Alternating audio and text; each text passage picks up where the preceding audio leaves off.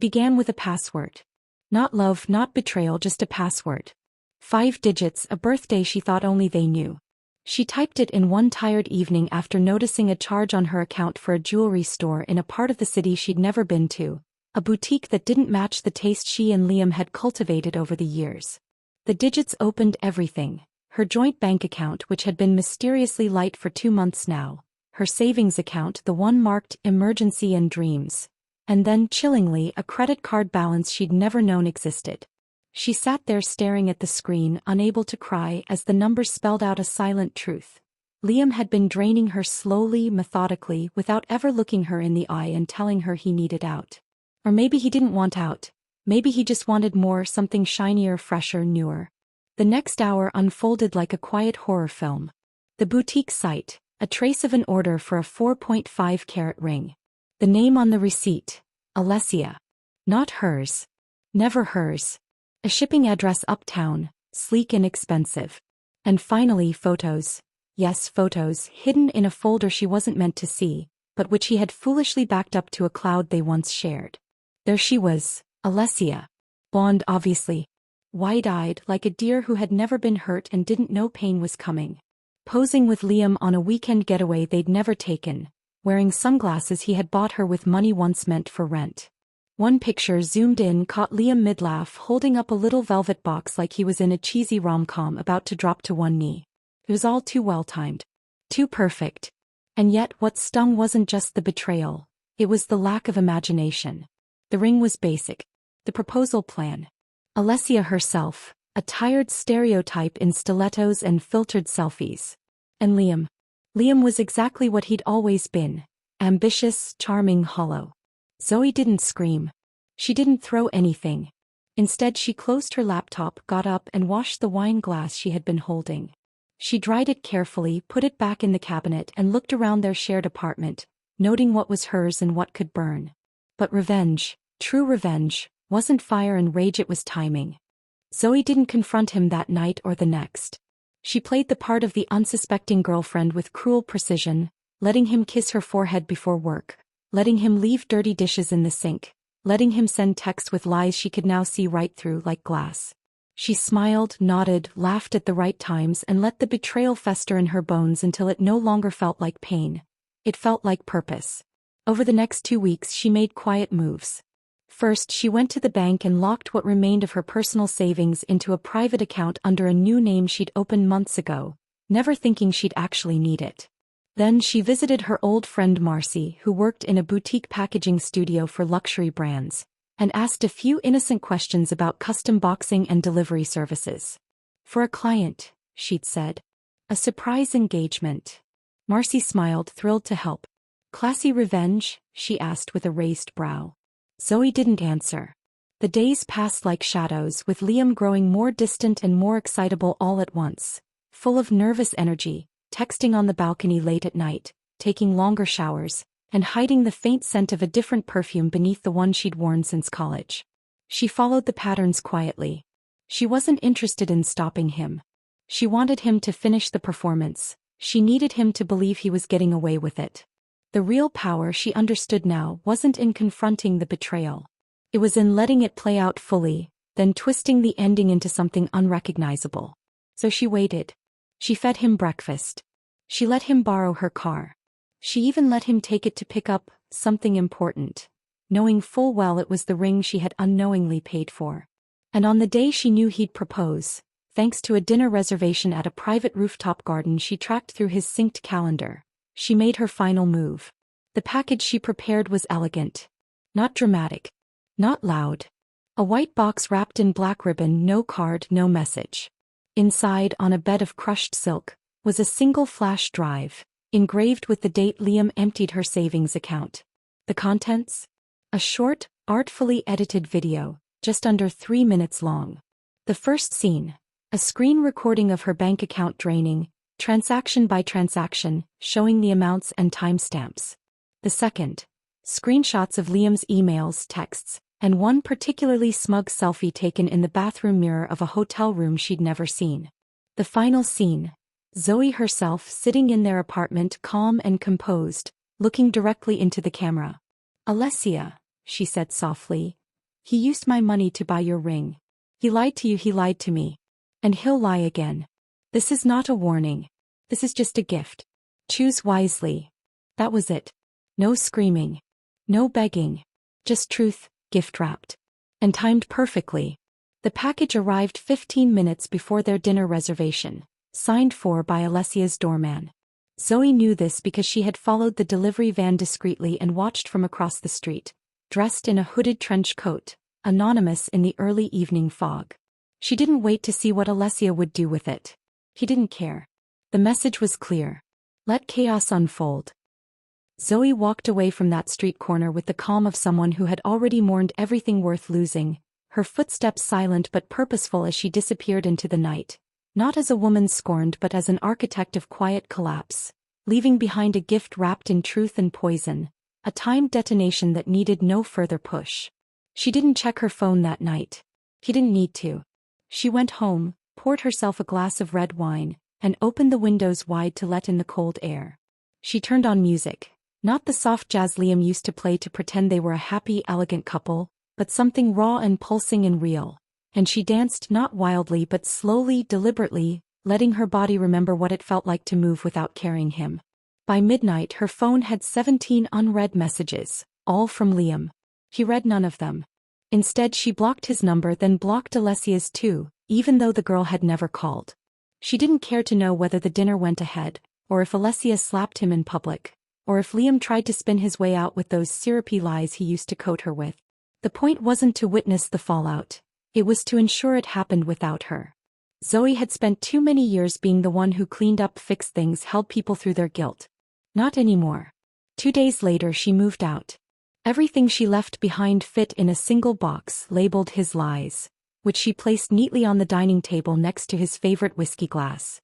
Inside was the sweater she wore the night he first said, "I love you," a photo of them at her sister's wedding, and the post-it note he once stuck to her laptop that read, "We're gonna build an empire." That note she folded once, then again, and placed under a small envelope containing the printout of a lawyer's letter, a formal request for repayment of stolen funds, with evidence attached and a deadline clearly marked. Not a threat. A courtesy. The last one he would get.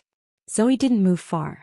Just across the city to a studio apartment with a cracked ceiling and noisy neighbors, but it was hers. Hers alone, and for the first time in years she slept without grinding her teeth. Weeks passed. Her hair grew longer. She stopped wearing mascara. She took long baths and read poetry out loud to herself, reminding her voice it didn't need to soften for anyone. Then one morning the doorbell rang. She wasn't expecting anyone. On the floor outside her door sat a box, familiar in shape and size. No return address. Just a ribbon. She hesitated, then opened it. Inside, the ring. The one she'd paid for. Perched on velvet like a question with no answer. No note. No explanation. Just the ring, gleaming and unwanted, heavier than it looked. She stared at it for a long time, then laughed, quietly but deeply. It wasn't an apology. It wasn't guilt. It was surrender. Someone somewhere had decided it wasn't worth keeping. Whether Alessia had given it back or Liam had finally realized it didn't fit on any hand anymore, she didn't know. He didn't care. She took the ring to a pawn shop the next day. Got half of what it cost. Walked out feeling richer than she ever had. With the pawn shop money, Zoe didn't splurge on something frivolous or symbolic. No spa day, no designer heels, no dramatic haircut like women in movies always seem to get after betrayal. She bought a second-hand camera, a Canon EOS with a cracked screen but perfect lens, and signed up for a weekend photography course at a community center 2 subway stops away, the kind of place where people showed up in oversized cardigans and carried the scent of burnt coffee and second chances. She didn't know yet what she was searching for, only that she needed to look through a different lens, literally, metaphorically, any way that might shift the framing of her life away from what it had been. The first photo she took was of an old man feeding pigeons in a park, his fingers trembling slightly but his face at peace. The second was a woman sitting on a bench reading a book with no cover, sunlight catching in her gray curls. And the third, unintentionally but unmistakably, was her own reflection in a puddle, blurred, stretched and slightly distorted but undeniably her. Something in her softened then. Not forgiveness. Not yet. But space. Space for the anger to become stillness. Space for the hurt to become material. She began photographing strangers every weekend, always from a distance, capturing the quiet details people never noticed about themselves. The way a hand hovered in indecision above a coffee cup, the brief intimacy of strangers brushing past each other on the train, the solitary grace of a man fixing his tie in the back window of a taxi. She posted the photos anonymously online under the name, Gift Theory. No one knew it was her. No one needed to. But the page gained traction. Comments poured in. People saying the images made them feel seen, made them cry, made them believe in something again. Zoe said nothing. She just kept walking through the city with her camera, capturing lives she wasn't part of, but somehow understood more deeply now than ever. And on one such walk on a gray Tuesday afternoon she saw Liam. Not directly, just his silhouette through the glass of a cafe, sitting alone, head bowed, a coffee untouched before him. He looked older. Not visibly but inwardly, as if something had folded in him and refused to unfold. Zoe didn't pause. She didn't photograph him either. She simply kept walking, not out of fear or pride but because the story was over. That version of her life had reached its final frame, and she had no interest in retelling it. That night, back in her small apartment, she printed her favorite photo. A black and white shot of a little girl twirling in the rain while her mother watched, smiling but distant. She pinned it to the wall, poured herself tea and sat by the window watching the street below. No drama. No soundtrack. Just peace. Like an exhale held for too long finally being released into the quiet. The seasons turned without ceremony, just a quiet shift in light and routine, as autumn folded into winter and Zoe found herself embracing the cold with a kind of reverence she never used to feel, pulling scarves tightly around her neck, watching her breath cloud in the air, walking slower so the snow could gather on her shoulders like ash, like memory. Her apartment remained modest, the paint peeling in one corner, the radiator sighing at night like a tired old friend, but it was sacred now. A space where she created, where silence was not loneliness but a choice, a canvas. Gift Theory continued to grow. A small gallery downtown reached out, asking to exhibit her photographs, intrigued by the anonymity, the intimacy, the strange ache in each frame. Zoe said yes. Not because she needed the praise, she didn't, but because for the first time she wanted to be seen for something she made, not something she endured. On opening night she wore black. Simple, confident, untouchable. The gallery buzzed with warm light and soft chatter and people walked slowly from photo to photo, some nodding, some crying, others just standing there, still caught. No one knew she was the artist. She liked it that way. And then just before the doors closed, a man entered. Tall, bearded, with a deep scar along his left cheek, the kind of scar that told a story though he didn't offer one. He walked differently than the others, deliberate, focused, and he stopped in front of a particular photo. A street musician playing a broken violin in the snow, mouth open in a silent scream. Zoe watched him from the corner. He didn't cry, didn't smile, he just looked. And then, turning slightly, he met her gaze. Not as if he recognized her but as if he saw her. Really saw her. Something shifted. Later that evening they spoke. Not much. Just about the violinist, about sound trapped in stillness, about how the snow made the pain in the photo quieter, sadder. His name was Matthew. He worked with metal. Sculpture. Didn't own a phone. Didn't do small talk. He asked if she wanted coffee. She said yes. They sat in a diner 2 blocks away until dawn, not flirting, not confessing, just unraveling. Slowly, cautiously, like people who'd both burned before and still carried smoke in their lungs. In the weeks that followed they didn't fall in love. They built it. Like a slow structure, one brick at a time. Sharing books, walking without talking, cooking badly together, telling each other the truth without fear.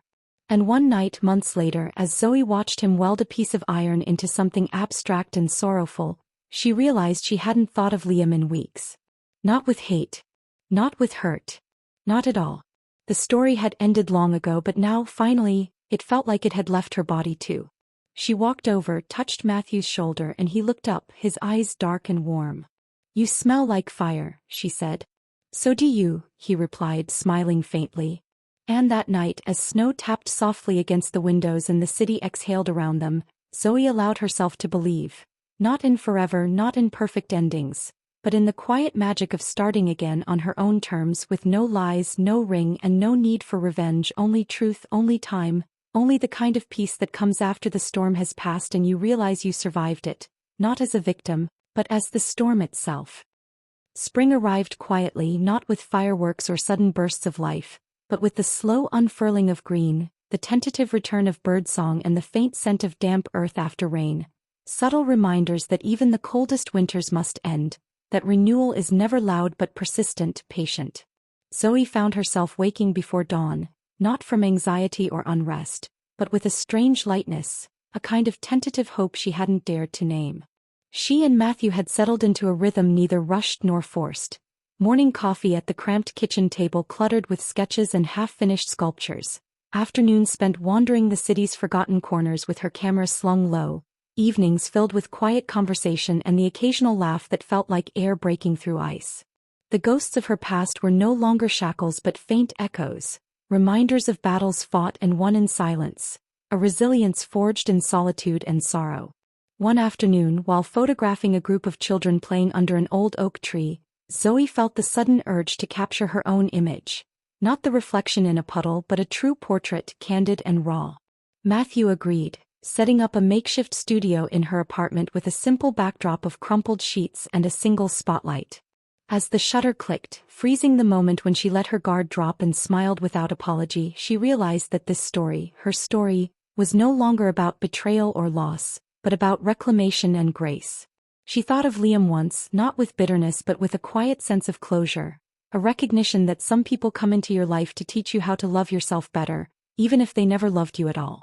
The gallery exhibition grew into a traveling show, her photographs journeying across the country, touching strangers she would never meet but who felt the weight and lightness of her vision. Letters arrived, handwritten, heartfelt, thanking her for showing the beauty in pain, for capturing the invisible threads that connect us all. Zoe kept them in a box beneath her bed, a treasure trove of human kindness that buoyed her on darker days. And one crisp morning, standing beside Matthew as they watched the city awaken beneath a sky streaked with rose and gold, she knew that her gift, the one she'd sent to Liam and Alessia, wrapped in quiet fury and relentless truth, had returned to her not as vengeance, but as the power to start over, to create a life unburdened by past betrayals, filled instead with unexpected love and hard-won peace.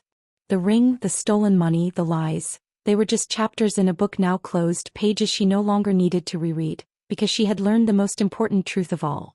Sometimes the most precious gift you can give yourself is the courage to walk away, the strength to forgive, not for them but for you, and the grace to begin again fiercely, fully, without looking back.